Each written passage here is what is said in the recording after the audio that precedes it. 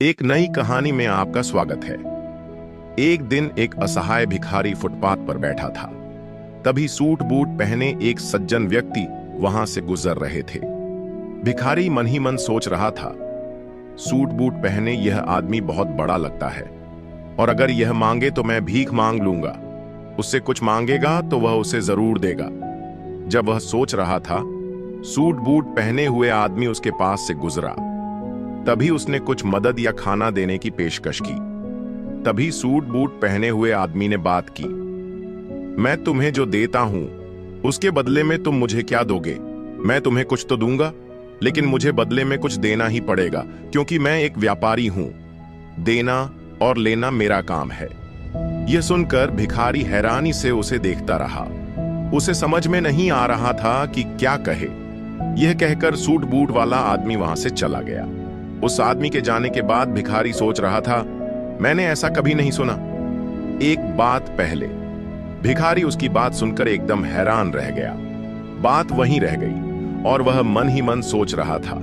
वह सोच रहा था कि क्या करे। सूट बूट पहने आदमी की बातें सुनकर वह अपने आप को बदलने की कोशिश कर रहा था थोड़ा सा।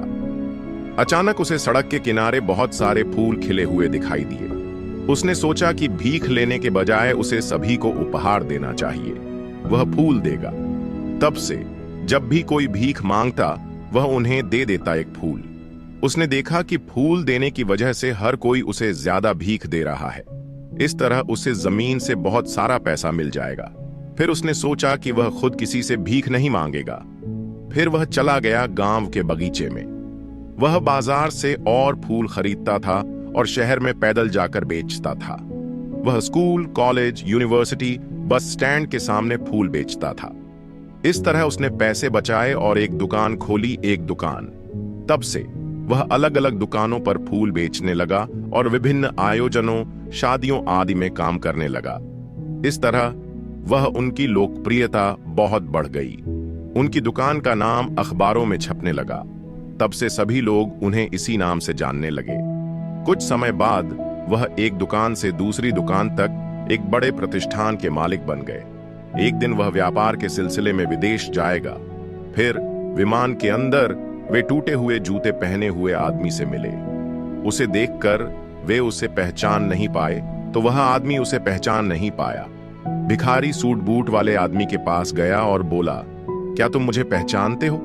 तब सूट बूट वाले आदमी ने कहा, नहीं, मैं तुम्हें नहीं पहचानता। तब भिखारी ने कहा, मैं तुमसे एक दिन फुटपाथ पर मिला था। तब सूट बूट वाले आदमी ने उसे पहचान लिया।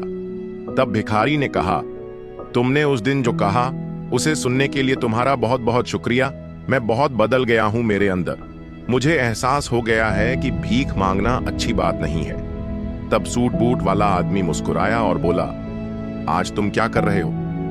जो व्यक्ति मंच पर है वह सब अपनी मेहनत के कारण है।